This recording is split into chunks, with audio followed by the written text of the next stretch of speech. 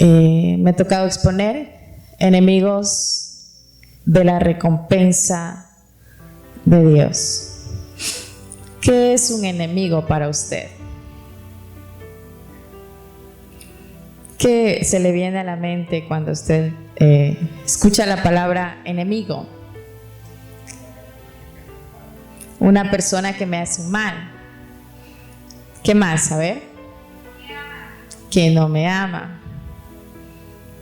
¿Qué más? A ver.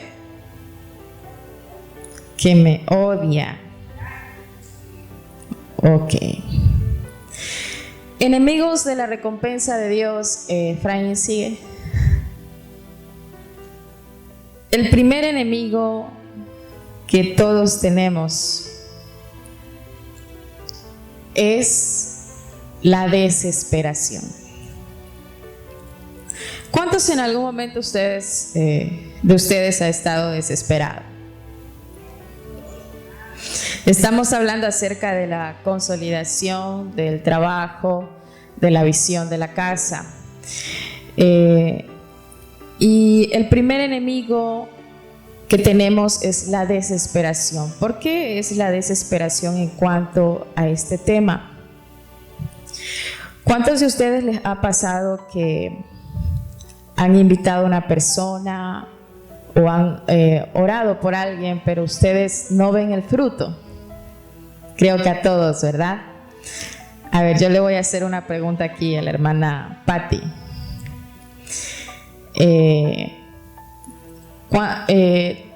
¿Cuánto tiempo tiene usted en Cristo? ¿Cuántos años? Muchos. ¿Cuánto tiempo cree usted que demoró en dar ese fruto? En ser un discípulo, en dar fruto.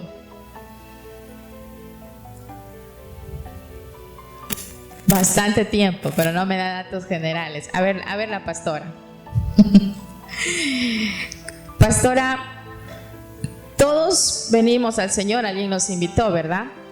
Pero mi pregunta es, ¿en cuánto tiempo usted fue que dio ese fruto para el Señor?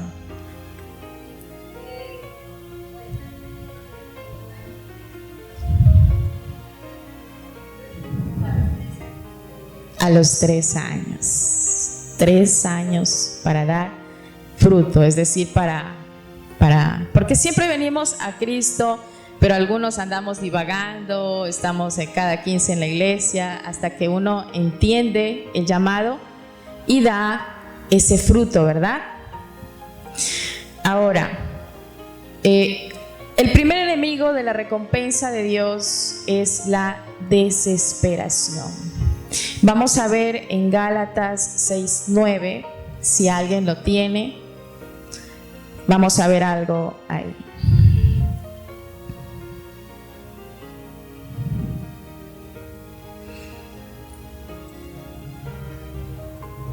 No nos cansemos, pues, de hacer el bien, porque a su tiempo segaremos, si no desmayamos. Dice aquí, no nos cansemos de hacer el bien, porque a su debido tiempo cosecharemos.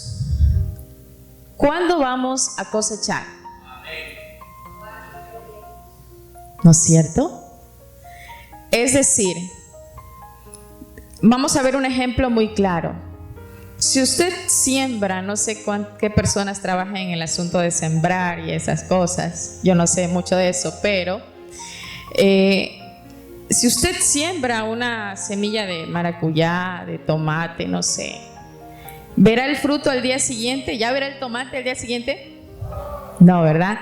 Y saben que ese es uno de los problemas más fuertes de todos nosotros, hasta yo me incluiría, porque muchas veces uno hace un trabajo pero no ve el resultado que quisiera ver, o parece que está trabajando pero como que no veo nada, ¿no? Nos desesperamos, o muchas veces le estamos sirviendo a Dios, pero no vemos el resultado que queremos ver, o no vemos una promesa cumplida y comenzamos a desesperarnos. Pero Dios me prometió esto y Dios no lo ha hecho. Dios me prometió lo de acá y Dios no le ha hecho. Y es verdad, hay promesas que Dios las cumple a un tiempo, como hay cosas en las que Dios muchas veces no responde y guarda silencio, ¿no? Es como que usted diga, tengo tantos años sirviéndole al Señor, pero no veo un cambio en mis hijos, no veo un cambio en mi familia. ¿A cuántos de ustedes les ha pasado? No creo que yo sea la única, ¿no?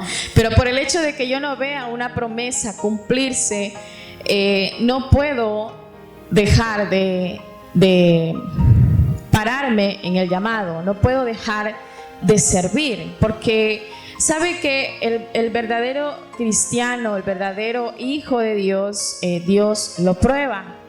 Entonces, si usted solamente le sirve a Dios cuando las cosas están bien, pero el verdadero cristiano es probado cuando aún usted no entiende lo que está pasando, no entiende lo que está sucediendo, sea en sus familias, sea en sus hijos, sus finanzas, cualquier área con la que usted esté luchando, porque yo creo que todos aquí tenemos batallas. Nadie puede decir, no estoy luchando con esto, mi familia está bien, mis finanzas está bien, mi salud está bien, entonces ahí le voy a servir a Dios. Entonces en ese momento Dios no nos prueba. Dios nos prueba cuando aún en medio de la adversidad y del desierto demostramos esa fidelidad. Entonces Dios dice, con este sí puedo contar. Con este sí puedo contar, porque es fácil servirle a Dios cuando estamos sanos, cuando tenemos dinero, cuando no sucede nada, pero es difícil servirle a Dios sin murmurar, cuando muchas veces decimos, estoy orando pero Dios no contesta, estoy ofrendando, diezmando, pero no veo la prosperidad que Dios me ha prometido, o estoy orando por este asunto pero no veo una respuesta de Dios. Entonces, ¿qué pasa? Nos desesperamos. Queremos todo ya, ¿no? Ya. Entonces, yo recuerdo cuando yo conocí al Señor, bueno, mi mamá siempre me llevaba de niño, 7, 8 años me mandaba a esas escuelitas dominicales que hacían en los barrios. Y así, y lo mismo, era parecido a Timoteo. Sabe que yo ahí conocí la palabra, porque mi mamá inclusive nunca iba a una iglesia, pero ella me mandaba con una vecina. Pero en realidad yo vine a conocer al Señor, a tener un encuentro con Él cuando yo tuve 14 años. Entonces, cuando yo tuve 14 años, tomé la decisión de bautizarme a escondidas. Nunca nadie lo supo, porque si no mi papá me ahorcaba. Sí, a él no le gustaba nada de esto, era un caos. Entonces, yo me acuerdo que yo me bauticé a escondidas, nunca nadie supo, me fui, mi papá se enteró casi a los 2 meses, 14 años. ¿Quién tiene aquí 14 años? Nadie. Ah, Belén, tú estás vieja ya. Tú estás casi, estamos por el mismo, pero mejor no hablemos de eso. Pero mire, ¿qué le quiero decir? Que yo conocí al Señor a los 14, pero tuve un proceso.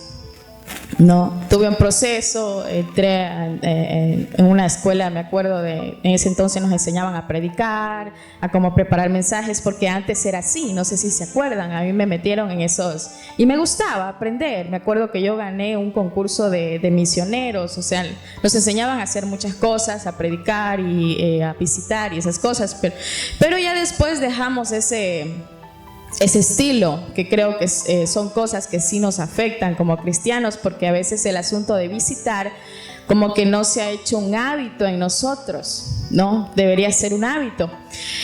¿Y qué le quiero decir con esto?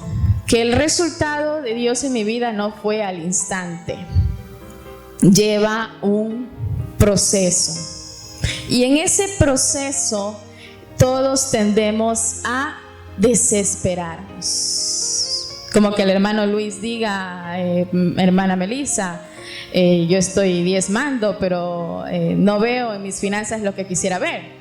O estoy yendo al discipulado aquí con mi pastor, pero no veo un resultado. Entonces, mire, yo creo esto firmemente, que el que le sirve a Dios, para servirle a Dios, hermanos, hay que ser valientes. Y perdónenme la expresión si es muy fuerte, pero hay que tener los pantalones bien amarrados. Porque no cualquiera se determina a servirle a Dios. Pues es algo realmente, lo vamos a ver más adelante. Pasa la siguiente guía, Efraín.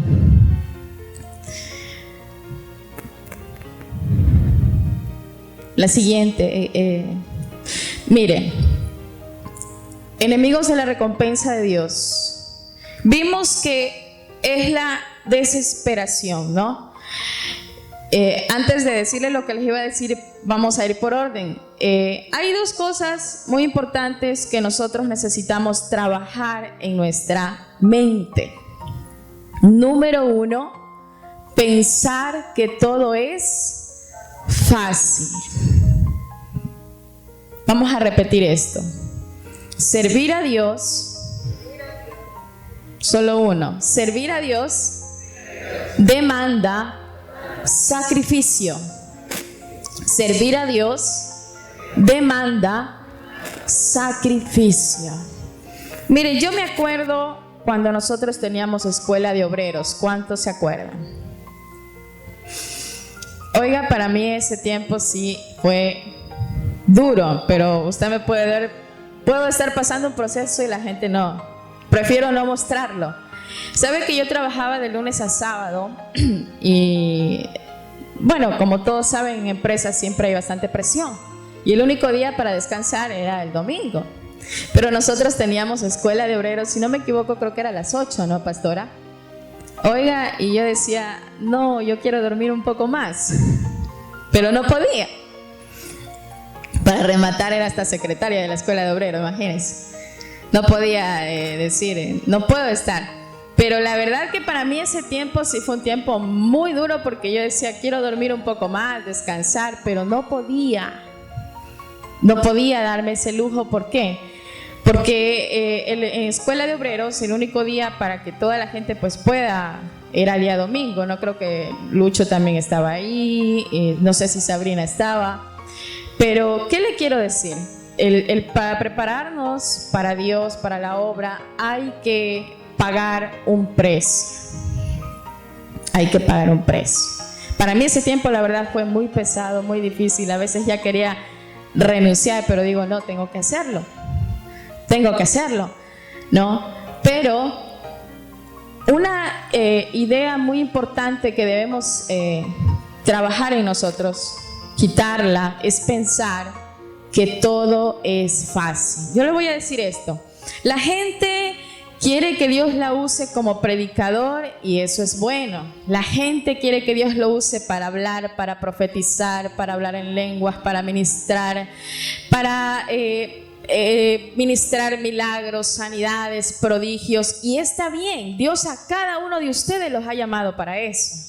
A cada uno de ustedes Dios ha puesto un don. Yo no sé si es pastor, si es predicador, evangelista, maestro. ¿Qué ministerio Dios te ha dado? Y Dios quiere usarnos. Y todos aquí queremos ser usados por Dios, ¿sí o no?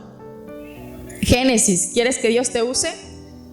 Tengo una buena noticia. Hay que pagar un precio.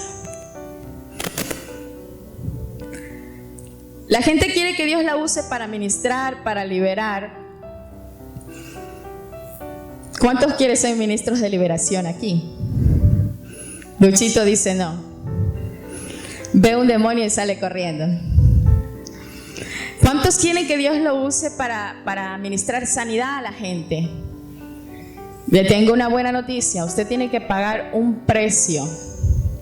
Mire estas dos. Mírese sus piernas, estas rodillas. Aquí está el precio.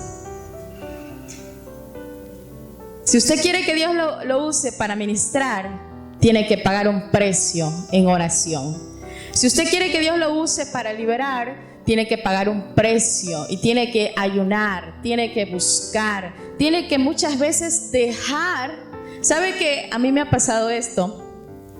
Que algunas veces era el cumpleaños de mi hermana, de mi hermano, o algo así en mi familia, ¿no? Me acuerdo tanto que una vez mi hermana cumplía 17, creo la menor, y mi hermana le gusta que le hagan sus fiestas, y papá, como es la última, pues él de donde sea le da. Y me recuerdo que yo tenía que hacer algo para los niños, no me acuerdo qué era, y yo me había olvidado. Entonces yo dije, ¿y ahora qué hago? Yo no puedo estar. Venía una familia de esmeraldas, mi papá tiene un hijo por fuera, hasta él venía y venían todos. Entonces yo dije, bueno, como yo conozco cuál es la debilidad del pato, le di un buen regalo, con eso la contenté. Recuerdo que fue al trabajo, le dije, Yañita, te adelanto el regalo, pero la verdad yo no puedo estar. O sea, me hubiera gustado estar. Te va a decir, no, hermana Melissa, es que usted no quiere a su familia. No, yo quiero a mi familia. Cuando tengo tiempo, trato de estar con ellos, ¿no? Porque más paso acá. Pero, ¿qué le quiero decir? Uno tiene que pagar un precio y muchas veces ese precio tiene que ser negarte a ti, a tus deseos, a tu familia, a lo que tú quieres. Y este es el punto, yo me atrevo a decir, el 90% es el punto por el cual no damos fruto. Una cosa es que leamos, no recuerdo la cita bíblica donde dice, si el grano de trigo no cae y muere, ya, pero el grano de trigo que cae en tierra y muere, hermano, para ver la gloria de Dios en usted, para ver que Dios lo use, para ver lo que Dios quiere mostrarle, la vida de Dios en usted, el mover de Dios, la manifestación, los sueños de Dios, las visiones de Dios, la voz de Dios, para que usted entre en un mover sobrenatural donde Dios hable solo con usted. Usted necesita morir. ¿Usted quiere dar fruto? El grano de trigo que cae y muere es el que lleva fruto. Y muchas veces tenemos que morir. Creo que todos se enojaron. Efraín.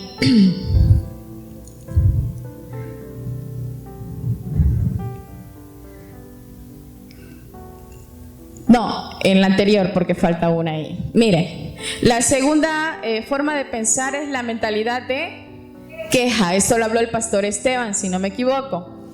Quejarse por ir a la iglesia, quejarse porque el pastor le molesta, quejarse porque el pastor le pide un reporte, quejarse porque el pastor le pide que se conecte a Zoom.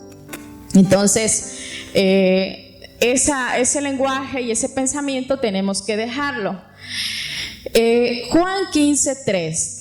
Bueno, esta cita bíblica la añadí a este tema. Dice, nadie muestra más amor que quien da la vida por sus amigos. Para servirle a Dios, ¿sabe qué tiene que usted dar? Su vida. Su vida. Siguiente, Efraín. A este punto quería llegar. Para servirle a Dios, necesito llevar una vida, vamos a repetir esto, necesito llevar una vida de entrega y sacrificio. Y vamos a ver esta cita, dice, y lleven una vida de amor, así como Cristo nos amó y se entregó por nosotros como ofrenda y sacrificio fragante para Dios. Mire, Cristo llevó una vida de queja. Dice, y lleven una vida de amor, así como Cristo nos amó y se entregó. Si usted quiere consolidar, si usted quiere servirle a Dios, que creo que Dios para eso nos ha llamado, nosotros necesitamos demostrar, ¿qué cosa? Una vida de entrega. Que cuando su familia le llame a una reunión, usted dice, ¿y tiene algo de Dios? Entonces ahí Dios nos mide. Yo no le digo que se olvide de su familia. Usted va a decir, hermana Melissa, como usted vive sola, no le importa su familia. No. Creo que todos amamos a nuestra familia. Pero Dios nos va a probar para ver qué es lo que escogemos.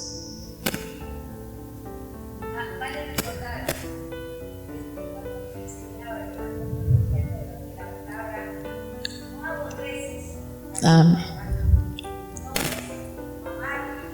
Amar menos. Amén. Si no aborreces padre, madre, hermanos, mujer, en otros casos esposos también, Por ahí veo unas caras que creo que afuera me han de caer a piedras, pero bueno. Si no aborreces, ¿qué es? Amar menos. Miren, todos tenemos que, creo que es un trabajo de Dios con nosotros, pero también depende mucho de nosotros el escogerlo a Él, ¿no? Cuando yo veo un discípulo que yo le pido un reporte, algo, y veo, es que pastora, tuve que hacer esto, tuve que hacer lo otro, uno ahí mide a la persona sin preguntarle. Usted se da cuenta cuál es el que de verdad ama a Dios y cuál es el que todavía pone un pretexto, ¿verdad? Pero ahora, él dice aquí que nosotros necesitamos llevar una vida de entrega y sacrificio. Son dos palabras que no nos gusta para nada. Esteban creo que me dio el peor mensaje, lo peor. Me dio como que, mire, entrega y sacrificio. Entrega y sacrificio. Entrega y sacrificio. Son dos cosas que Dios pide. Entrega y sacrificio. Usted quiere ver fruto de entrega y sacrificio. Usted quiere que Dios lo use. Entrega y sacrificio. Usted quiere ministrar a la gente y que el Espíritu de Dios lo use a usted para liberar, para sanar. Usted debe dar entrega y debe dar sacrificio. Sacrificio. Pero a todos nos gusta la gloria, pero a nadie nos gusta el proceso. Siguiente, Efraín. Una mentalidad de queja.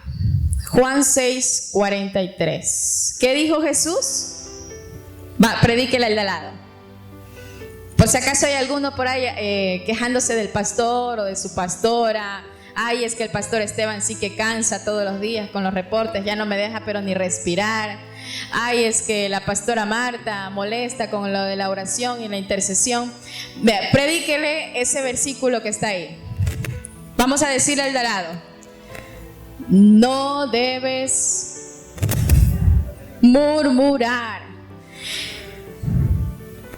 Dígale al que está a su lado: no murmures cuando tu pastor te pida algo.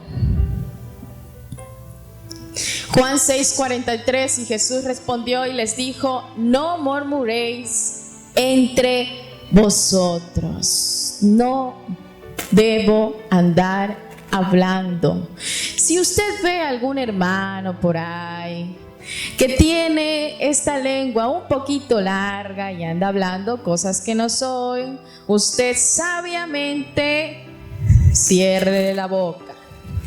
Yo sí me he dado ese gusto, ¿sí sabe? De decirle: hermano, ore más y hable menos. No murmure y no permita que otra persona murmure. Cuando veo a alguien que está y veo como que está en el chisme, yo le digo: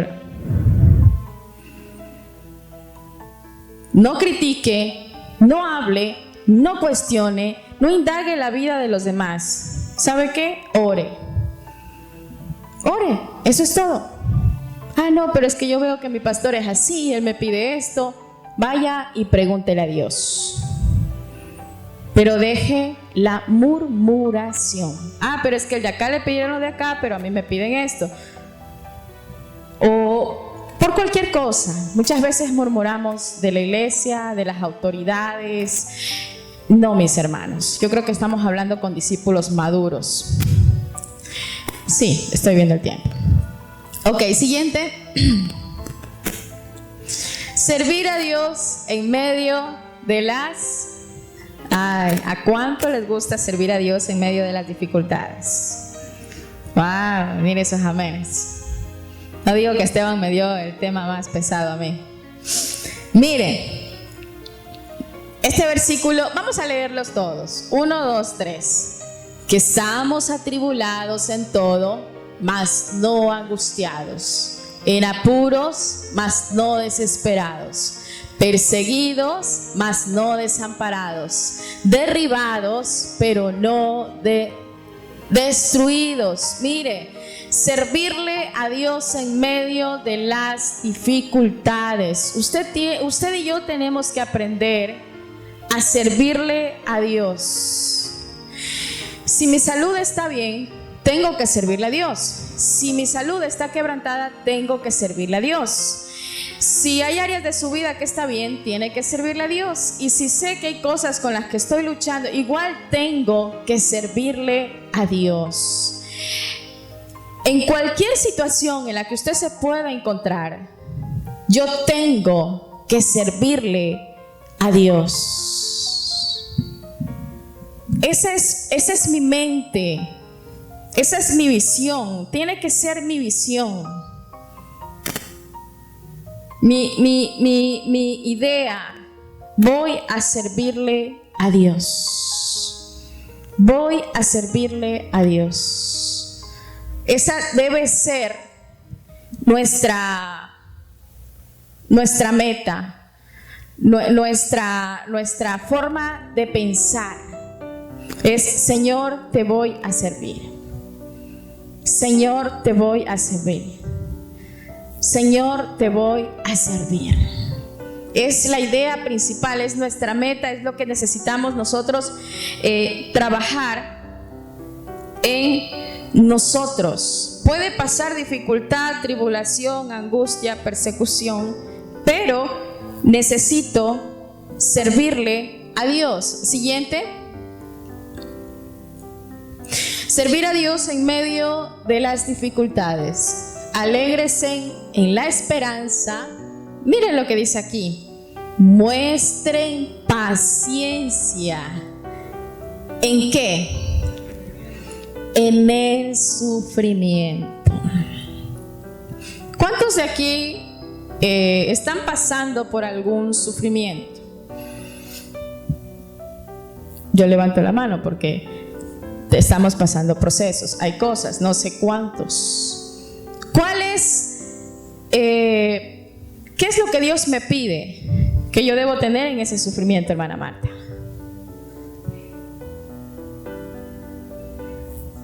Efraín: paciencia. Paciencia. Paciencia. Va a repetir conmigo: yo debo tener paciencia en medio de cualquier sufrimiento. Debo ser paciente. ¿Qué más decía ahí? Perseveren cada 15 días voy a orar. Cada 8 días, los domingos que me congrego, los martes que voy a un discipulado. ¿Qué dice ahí? Perseveren en la oración. Perseveren. ¿Sabe por qué muchas veces la iglesia o las personas se enfrían? Porque no oran. ¿Por qué usted deja de creer en Dios? Porque no ora. ¿Por qué usted deja de servirle a Dios? Porque no ora. ¿Por qué usted deja de amar a Dios? Porque no ora. El libro de Colosenses 4:2 dice: perseveren en oración con agradecimiento, dedíquense a la oración. La oración no es un deporte. La oración no es algo de cada 15. La oración es algo de cada 8 días. No es algo de que solo lo hago cuando voy el domingo a la iglesia. No, mi hermano. Tenemos que arrancar esa mentalidad. Dedíquese a la oración. La oración es un hábito. Es un hábito. Así como usted tiene hábito de comer, de lavarse los dientes, de bañarse, de hacer deporte, la oración no es un deporte, es un hábito. Hábito. Un hábito que tuvo la iglesia primitiva. Dice la historia que ellos oraban y adoraban unánimes. Si realmente todo el grupo que estuviéramos aquí nos dedicáramos a la oración, fueran cosas extraordinarias las que Dios hiciera. Realmente, fueran cosas extraordinarias. Si usted y yo nos comprometiéramos a la oración, veríamos mares abrirse, veríamos ciegos siendo sanados, veríamos gente cautiva siendo libre, porque eso es lo que produce la oración. Amén. Y veríamos más fruto. Así es. Esto que dice la pastora, es algo muy cierto. Ya me quedan 5 minutos. ¿Sabe que yo he comprobado eso en mí? No digo que está mal visitar, pero cuando nosotros salimos a evangelizar, la verdad, a mí me cerraron todas las puertas. Me acuerdo cuando salíamos los sábados, para mí fue bien duro. Yo no me abrieron una casa. Creo que Carlos pudo traer una familia, la trajo por 2 semanas, si no me equivoco. Luis parece que también salías a evangelizar, pero la verdad que para mí fue una frustración. Cuando salíamos los sábados yo no ganaba, pero lo que yo sí me acuerdo tanto, que nunca lo olvidaré, que realmente la fe es para gente loca. Pero me acuerdo tanto del apóstol Rodolfo cuando él decía: usted crea que usted es un líder consolidador eficaz. Y yo no tenía ni una mosca que me seguía, porque la poca gente que tenía en el discipulado, los jóvenes se fueron, no están ni siquiera en la iglesia. Pero yo recuerdo que yo comencé a orar y Dios comenzó a trabajar en mí, y Dios me mostraba sueños donde yo me veía dando a luz, pero era una cosa terrible, era un trauma, una frustración. Tener un sueño así para mí era lo peor. Pero cuando yo veo a Pablo, que hay una canción donde dice: sufro dolores de parto, ahí vine a entender que estaba engendrando hijos. Y sabe que las discípulas que tengo, Dios me las ha dado, no son mías. Por eso yo creo mucho en esta parte cuando Jesús dice: y a los que me diste, los guardé en el poder de tu nombre. Ponga la atención. La gente que Dios me dio a mí, yo no la gané. Dios la puso en mi camino. O sea, Dios me la dio, porque Jesús le dice: a los que me diste, mientras estuve en el mundo, los guardé en el poder de tu nombre. Es decir, las almas que Dios me dio, me las dio el Señor. Me las da. De oración, de intimidad con el Señor, de oración. Entonces, si usted quiere que Dios le dé almas, métase en intimidad con Dios. Dígale: Señor, dame almas, dame por lo menos una persona, porque el que es fiel en lo poco, Dios le va a dar más. Si con una persona usted es fiel, la cuida, ora, la visita, le saca los chamucos, como decimos, Dios le va a dar más, ¿no? Entonces, eso es, mis queridos hermanos.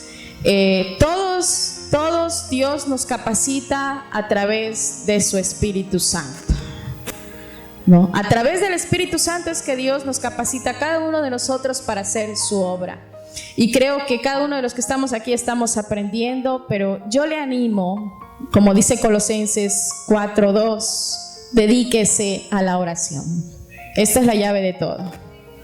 Esta es la llave de todo, la oración, ¿no? Entonces, con esto he terminado mi tema.